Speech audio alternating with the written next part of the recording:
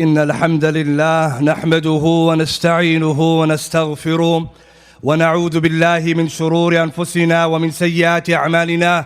من يهده الله فلا مضل له ومن يضلل فلا هادي له، وأشهد أن لا إله إلا الله وحده لا شريك له، وأشهد أن محمدا عبده ورسوله. يا أيها الذين آمنوا اتقوا الله حق تقاته ولا تموتن إلا وأنتم مسلمون.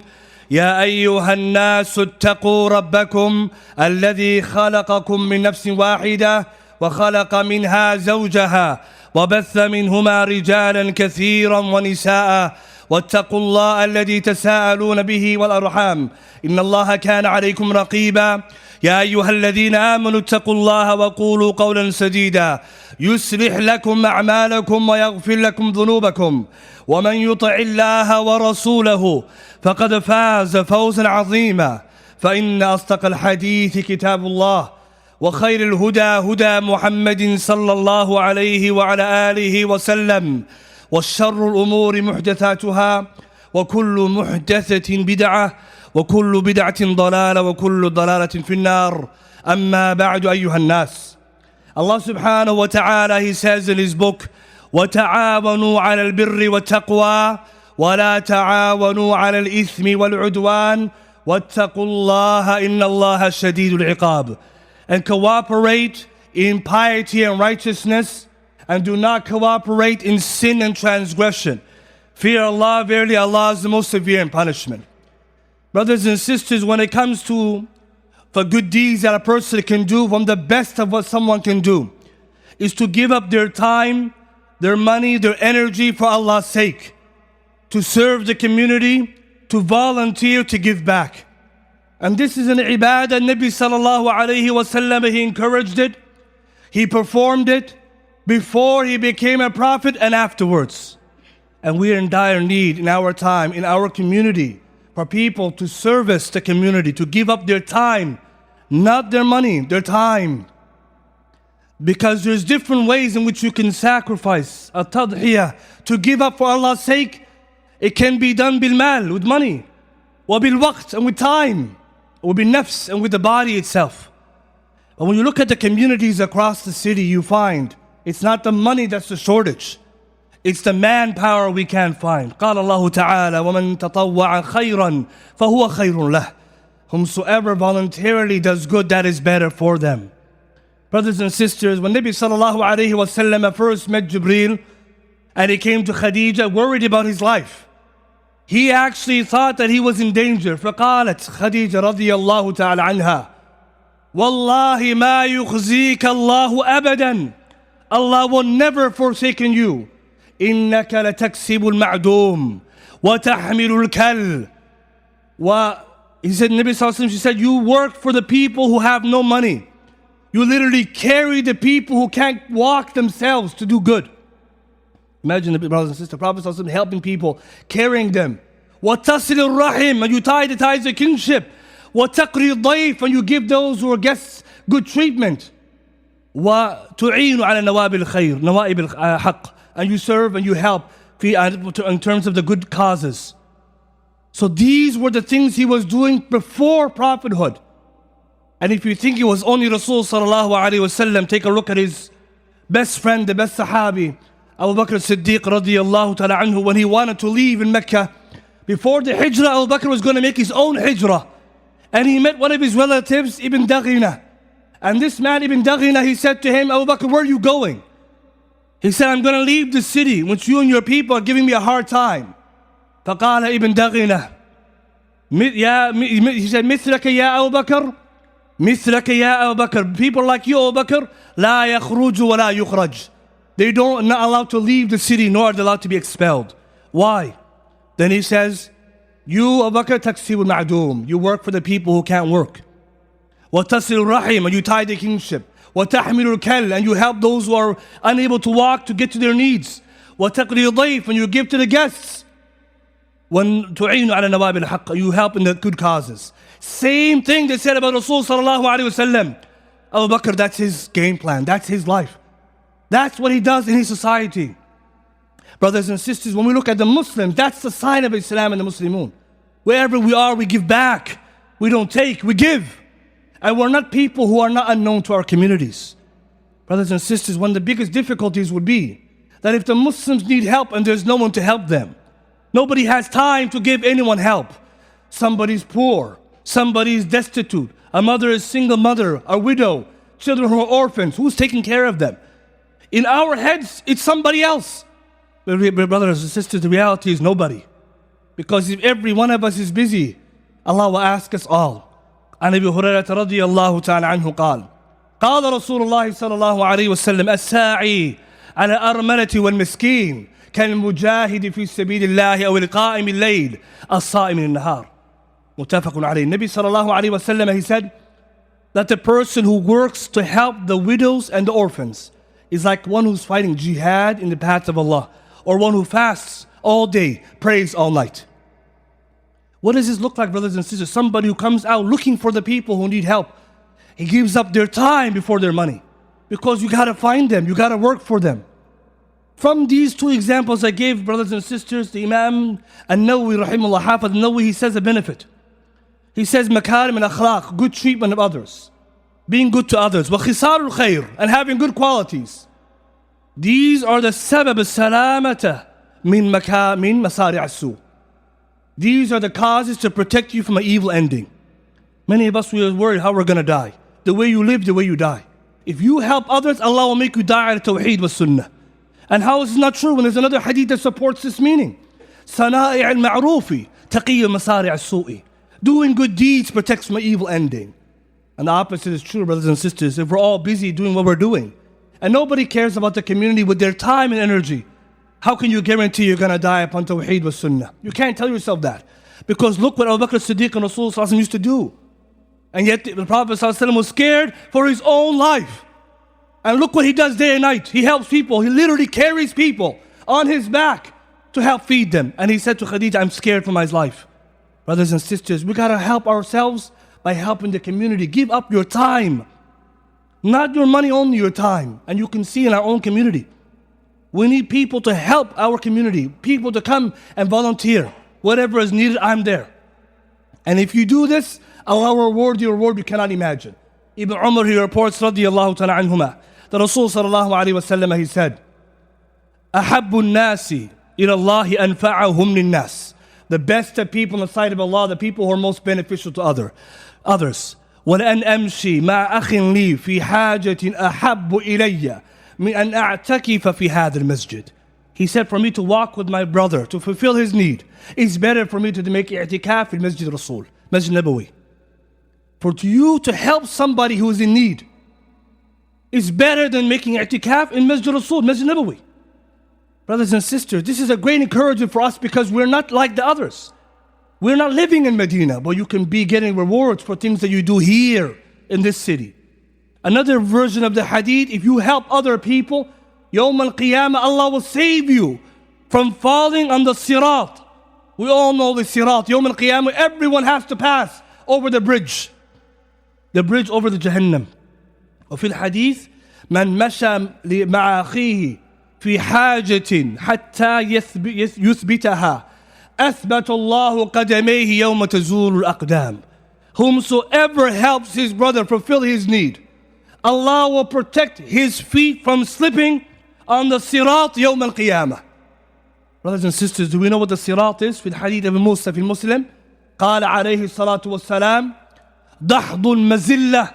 It is a slippery bridge. They asked me, Rasulullah, what's the bridge? What is the sirat? He said, ضحض المزلة. It's a slippery thing. فيه خطاطيف وكلاليب. On each side there are thorns, or there are hooks that take people and drop them to the hellfire. By me and you sacrificing our time, brothers and sisters, we can be saved from something as great as that. Can you imagine? But the problem may be that sometimes we are busy with things which are good, but other times we got lazy. As a community, each one of us can do something. And when you come to many masajid, there is no program for the youth. There is no program for the poor. There is nothing to go on Jumu'a. There is nobody there to clean. And it's not to say people are not doing it, but where is everybody? Why do we feel that we don't need to help out? It's because we live in a time of comfort. And with comfort comes laziness. And it's not our fault. We need to be reminded. وَذَكِّرْ فِإِنَّ ذِكْرَى تَنْفَعُ الْمُؤْمِنِينَ. Nabi sallallahu alayhi wa sallam, he was so worried about this, that he used to tell the Sahaba that the best thing you can do is sadaqah. You don't have money? Here's the sadaqah. Give your time. Abu Dhar said, Ya Rasulullah, what if someone doesn't have money to give sadaqah? And look what he said now, alayhi salatu wasalam. Here's the real sadaqah you can do for those of us who find that we don't have money. He said, تَهْدِي الْأَعْمَى. Guide a blind person in the street who doesn't know where he's going. Give him guidance and direction. وَتُسْمِعُ الْأَصَمْ وَالْأَبْكَمْ حَتَّى يَفْقَهَ. People who are deaf or mute, help them to understand what they need to understand. You see, in many masajid today, in the khutbah, there's someone who does sign language. Where did they get it from? وَتُسْمِعُ الْأَصَمْ وَالْأَبْكَمْ. Nabi sallallahu alayhi wa sallam said, let the people who are deaf, who can't hear, helping them to understand is from the sadaqah. Sadaqah, brothers. Inshallah, we'll have that one day in our masjid. Someone will do sign language for those of us in our community who can't hear, and we don't remember them. We don't remember them. We always forget everyone can hear. Some people can't hear. When Nabi sallallahu alayhi wa sallam kept going, he said, وَتُدِلُّ الْمُسْتَدِلُّ عَلَى حَاجَةٍ لَهُ عَلِمْتَ مَكَانَهَا. You help someone with a lost item, you know where it's found. You know, when someone finds something lost and you know where it is, you get a good deed for that. You tell someone, brother, I think you lost your phone in the office. That's a hasan, that's sadaqah, brother, sadaqah. Then he said something further, because this is the part we want to talk about, effort and time. He said, وَتَسْعَى بِالشِّدَّةِ سَاقَيْكَ إِلَى اللَّهْفَانِ مُسْتَغِيث. That you run with the strength of your shins to help someone who's distressed. وَتَرْفَعُ بِالشِّدَّةِ ذِرَاعَيْكَ. And you help lift something heavy for the people who are da'if. Allah gave you quwwah, use it to carry. Someone can't put something in their car in the grocery store. You help them with your strength. He said, كُلُّ ذَلِكَ أَبْوَابُ الصَّدَقَةِ مِنْكَ عَلَى نَفْسِكَ. All of that is sadaqah for the one who can give. The reason why I mention these, brothers and sisters, in our era today, we might think the only way to help the community is with money. Money comes, time and energy, that one you can't create. That's the part we need to focus on, because whoever is the one who sacrifices time, Allah will give him something. He will give her something that you can never be replaced.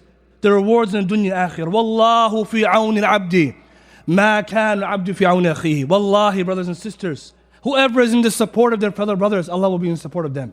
You have problems in life, help someone else, Allah will take care of you. If you come to the masjid, for example, just to give up 1 hour of your time, all those bills you're worried about paying, Allah will take care of it for you.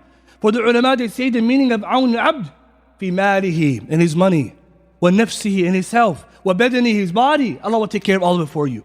So if we try our best to give up a little bit of our time, brothers and sisters, volunteer. Watch how your life becomes better, but also imagine the benefit of the community. أقول قولي هذا وأستغفر لي ولكم.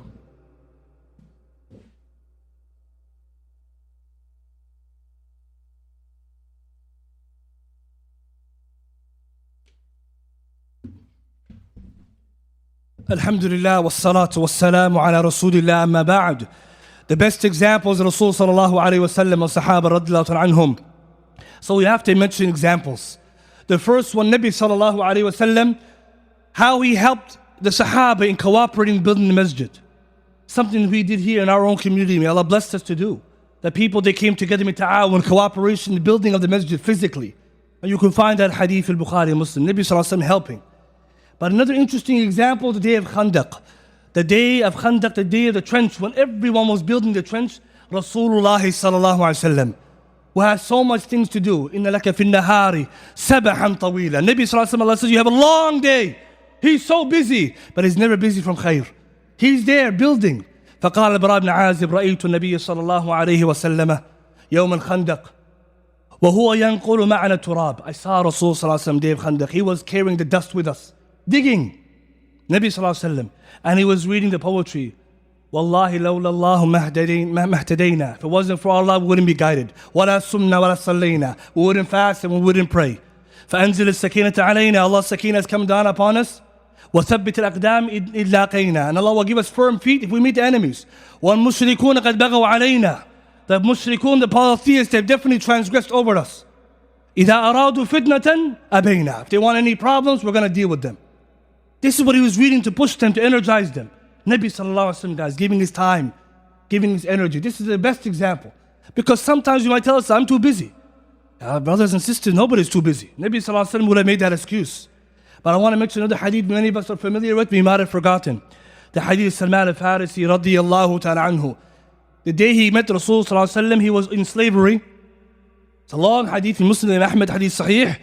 But the part I just want to take is the end of the story. When he came to Rasulullah with a big debt, the Jewish man who's the master said to him, I won't free you until you plant with your hands 30 young trees, palm trees.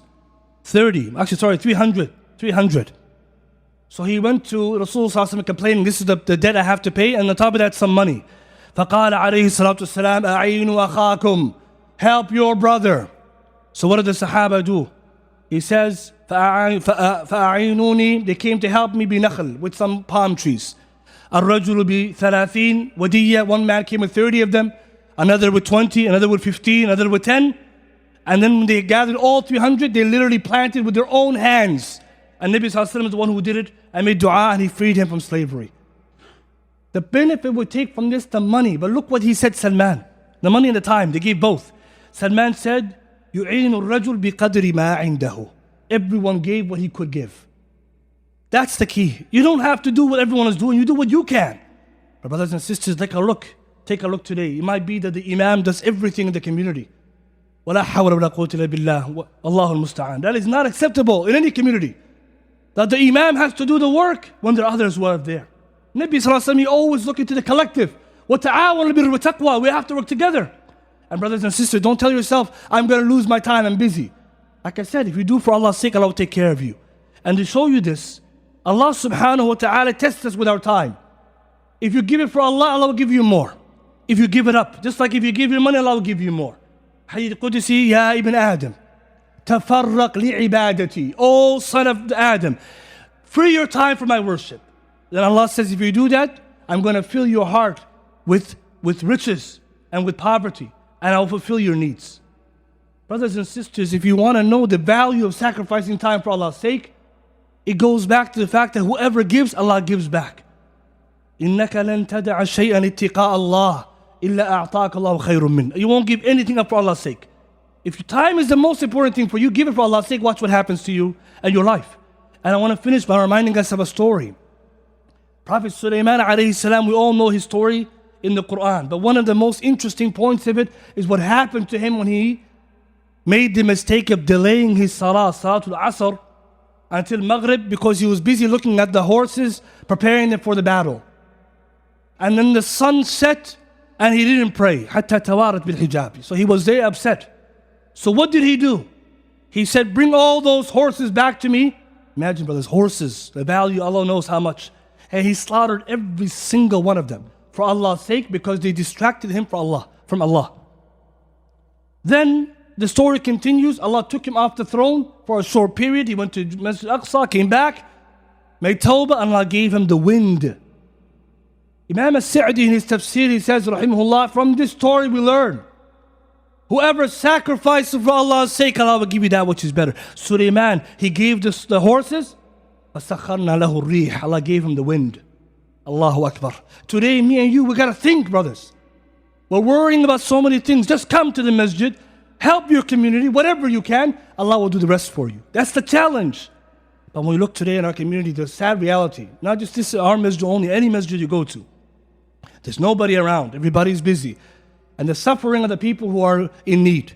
Nabi sallallahu alaihi wasallam, part of his da'wah was to help the community physically. He's there to serve the people. And he's really helping himself, because this is the good deeds that we're called to.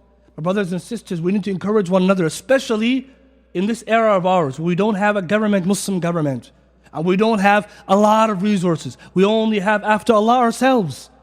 But if we tell ourselves, oh, I don't have time, brother, I don't have time, I don't have any money, I don't have...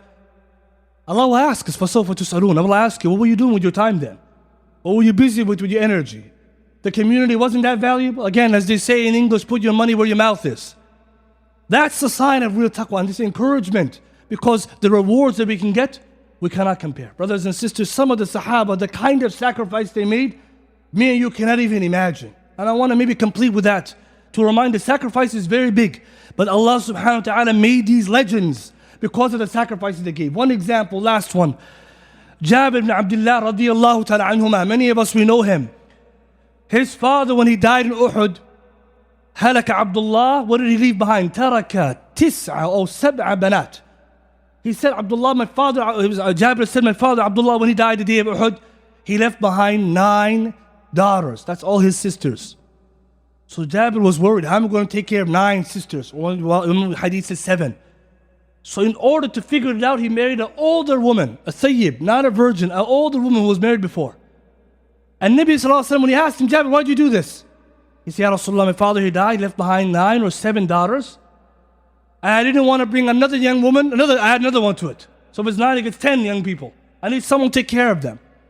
So he said, I married an older woman. Maybe she can help them with taking care of their needs. Hafid ibn Hajar al-Fath al-Bari, he says, rahimahullah, in this hadith is the sacrifice of Jabir. He sacrificed his own life, brothers. His own happiness for his sisters, for his family. Imagine somebody's choosing to marry someone else, not because he wants to, because I have a family duty. That's the Sahaba, brothers and sisters. This is what they used to be like. Me and you, we're not asking that level. An hour, or 2, 30 minutes, come before Jumu'ah, come to the conference. Things that we're able to do. Wallahi, brothers and sisters, it's only for our benefit. And the encouragement is to remind. Because the people who work, Allah will take care of them. May Allah make us amongst those people. May Allah make us amongst the workers for Allah's sake. Who give up our time and our money for His sake. Who are not afraid of losing anything in the dunya. قوموا إلى صلاتكم يرحمكم الله.